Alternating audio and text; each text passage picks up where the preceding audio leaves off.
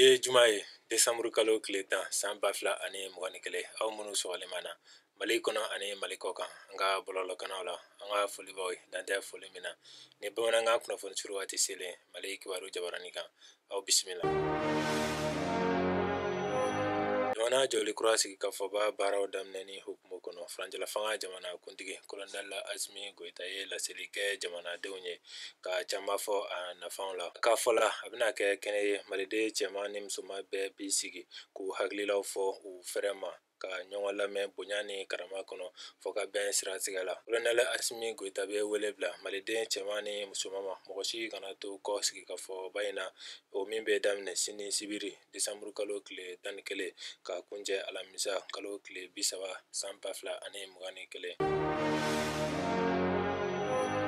Jamanadenw ka dusuma kasa gouvernement ye jɛkulu kɛrɛnkɛrɛnnen sigi sen kan fɔ ka bɛn o kama. A kɛɲɛ ni Faranjala fanga jamana kuntigi kolonɛli Asimi Goita ka laɲini ye Dr Sugɛli Kokala Mayiga ka jamana ɲɛmɔgɔya kɔnɔ fɔ ka bɛn jɛkulu kɛrɛnkɛrɛnnen sigira sen kan. Minisiri kɔnɔdon don minnu bɛna fɔ ka bɛn daminɛ ni jɛɲɔgɔn ye dusuma kasa min bɛ jamanadenw kan o dalasali kama walasa gouvernement ka baara bolodalen laɲini ka se ka waleya cogo min na. A jɛ dɔ sigira minisiri ɲɛmɔgɔyaso baarakɛ jɛkulu fɛ fɔ ka bɛn jɛkulu kɛrɛnkɛrɛnnen sigili ko la.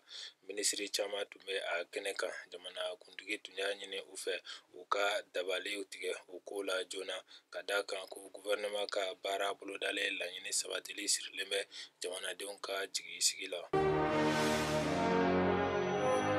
Bamanankan ni Gawo maraw basigili baara bolodalen fila bɛ ka kɛ sababu ɲuman ye. Baara bolodalen min ɲɛsin bɛ Bamanankan mara basigilen ma n'o ye PSM ye ani baara bolodalen min ɲɛsin bɛ Gawo mara basigilen ma n'o ye PPP olu ye lajɛ sabanan kɛnɛ sigi kunu décembre kalo tile 9 san 2021 mara ni décentralisation ministiri so la.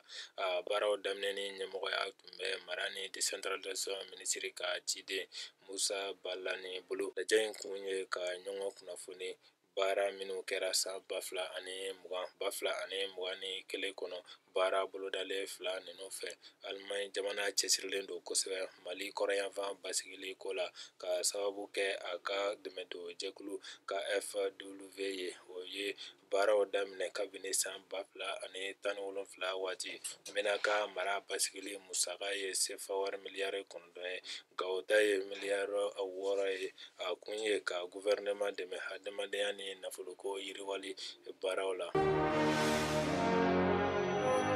Ni bɛ an ka bi kunnafoni kuncɛ an b'a fɔ la ka bɛn ni lafiya sabati jamana kɔnɔ aw kan bɛn wagati wɛrɛ la ni kɛnɛ kelen kan.